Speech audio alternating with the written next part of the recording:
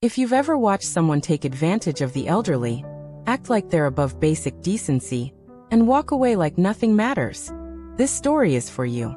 Smash that like button, hit subscribe, and get ready, because this petty act of justice, it burned slow, hit deep, and tasted so sweet.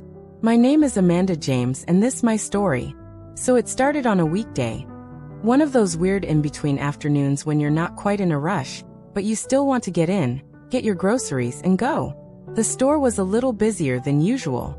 Probably because it was one of those early in the month days when pensions come in and people stock up.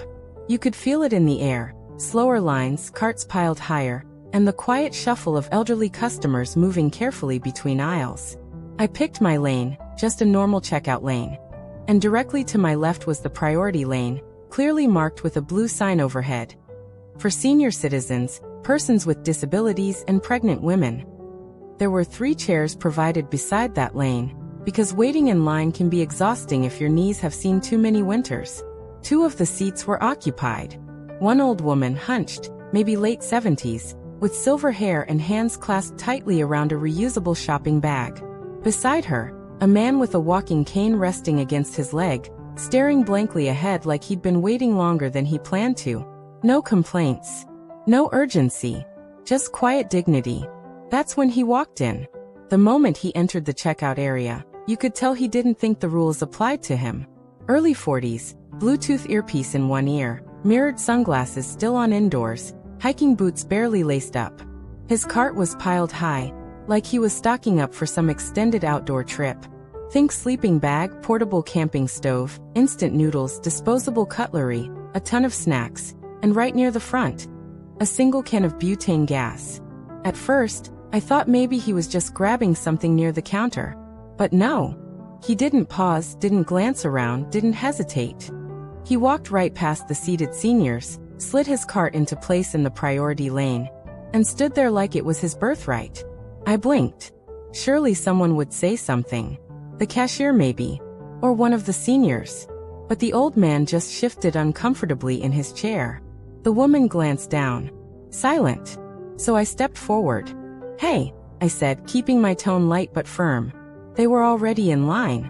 They're just sitting because they need to. The guy didn't even look at me. Didn't turn. Didn't acknowledge my existence. Just said, "I don't see them standing in line though." And that was it. Dismissive. Cold. Smug. He didn't even break his phone conversation. Just waved me off like I was background noise. I'm not usually the kind of person to pick fights in public. I don't like drama. I don't like scenes. But in that moment, I felt it. That heat behind the eyes. That surge of disbelief that quickly turns into white-hot indignation. Because there's a special kind of disrespect, the kind that doesn't just target you but spits on people who are already struggling.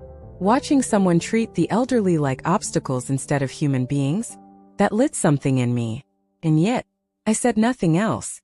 Because I saw the old man flinch when I raised my voice. I saw the cashier hesitate, unsure whether to intervene or just push through to the next customer. I didn't want to escalate things in a way that might hurt them more. So I bit my tongue. But I was simmering. Standing there in my own lane, items slowly inching forward on the conveyor belt, fists clenched tighter than I realized. About 5 minutes passed. He was still there. Still on his phone. Still completely unaware that every person behind him was silently judging his very existence. And then, I noticed something. That can of butane. It was the one essential thing in his cart. You could tell by how his items were stacked. Snacks around the edge, heavier items at the bottom, and the gas sitting right up top next to the stove. Without it, that stove wouldn't work. No fire. No heat. No cooking. No hot coffee. No nothing. And that's when the thought hit me. I could take it. He wouldn't even notice. He was turned away, laughing at something on his phone. His attention was a million miles away. Meanwhile, I was one arm's reach from poetic justice. So I took a breath and moved. There's a strange thing that happens in moments like this. Time slows down. I casually turned my cart ever so slightly, inching closer. Reached out with my left hand like I was adjusting my own items. And with a simple flick of the wrist, I plucked the butane canister from his cart and slid it under a pack of bottled water in mine. It was effortless, silent, surgical. I didn't even look at him, just kept my face bored, distracted, completely unassuming. He didn't flinch, didn't notice a thing. He paid first, walked off, still mid-conversation on his phone, dragging his overloaded cart toward the automatic doors like he just conquered some great wilderness. I watched him go, and then I paid for my items, including the butane. Yes, I paid for it, because I wasn't going to actually steal. I wasn't there to commit a crime. I was there to serve a dish called consequence, cold. And with that receipt in hand and a calm, steady walk, I exited the store. Now here's the beautiful part. This wasn't just a petty theft of convenience. This was an act with lasting impact. Imagine him arriving at his campsite, some remote slice of nature he'd romanticized as his escape from the idiots of the world. He's probably bragging to someone, or maybe just mentally patting himself on the back, setting up his tent, laying out his supplies, flicking the ignition on that portable stove with a cocky smile and a bag of marshmallows in hand. Click, click, click, click, click, click, click. Nothing. He checks the nozzle, checks the stove, opens the side compartment. No gas, just air. That's the moment it hits him. That sinking, gnawing realization that something's wrong, and he can't fix it. He has the tools, the food, the setting, but not the one piece he truly needed. He either packed it wrong, or someone took it. And there, in that perfect moment of wilderness and wind and nowhere to run, karma sat next to him by the campfire. He'll never know who did it. He'll never remember the silent guy in the grocery line whose name he never asked, whose protest he brushed aside with a smirk. But I'll remember. I'll remember the old man's tired eyes, the woman clutching her bag, the way their dignity was bruised without anyone laying a hand on them. And I'll remember how it felt when I slipped that can into my cart.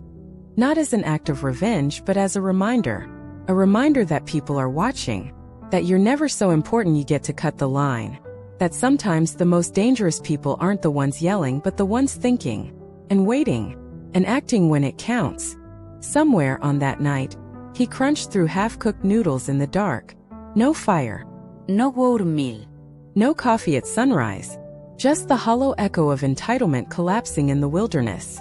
And me? I was home, in my chair, warm, content. Not because I'd stolen, but because I gave back what he took from others. His comfort. Revenge doesn't always have to be loud or cruel. Sometimes it's a small shift in the universe, a missing piece that makes someone stop and think.